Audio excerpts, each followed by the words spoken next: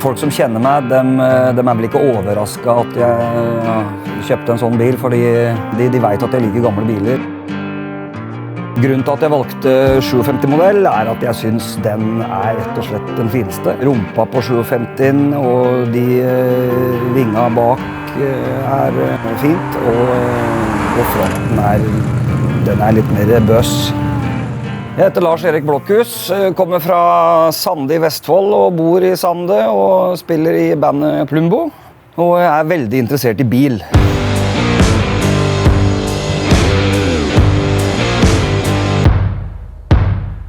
Jeg har en Chevrolet Bel Air 57 Cab. Så har jeg en 2010 Camaro. Jeg kjøpte bilen i 2014.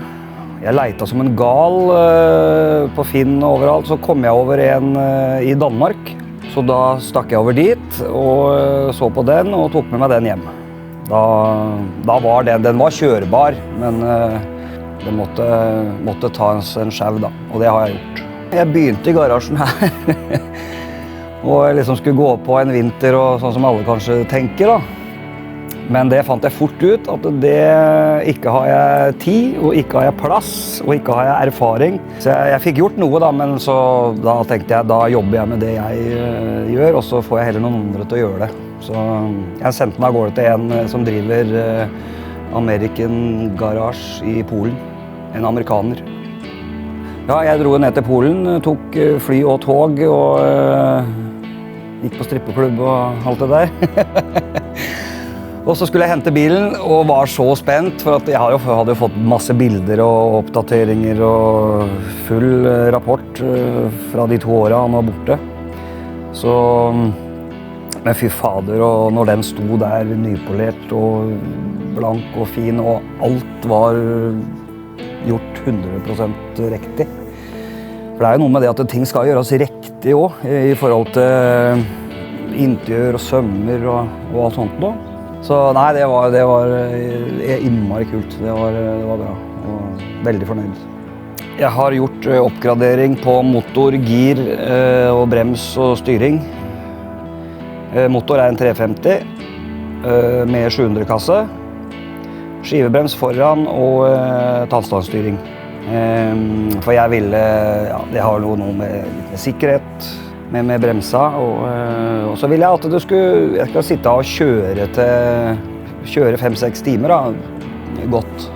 Ja, jeg skulle kjøre fra Polen og hjem, og det tok jo sin tid, jeg husker ikke hvor mange mil det var, men jeg var veldig spent på hvordan det var å kjøre i forhold til powerglide og bremsesystem og sving. Og det var som å komme til 2000-tallet, det var det. Men allikevel ha 50-tallsfølelsen da.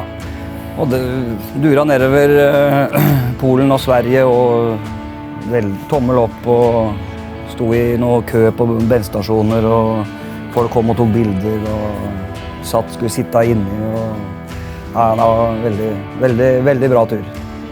Det jo også kanskje en av de kuleste minnene jeg har også med bilen, den turen hjem.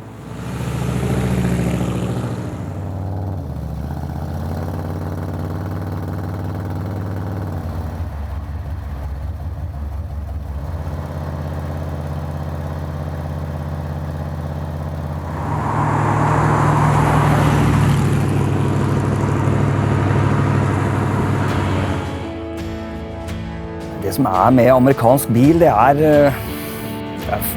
formene I hvert fall på... Jeg veldig fan av 50-tallet da. Formene der, så har jo ordentlig motor og ja, V8 og det liksom hele pakka.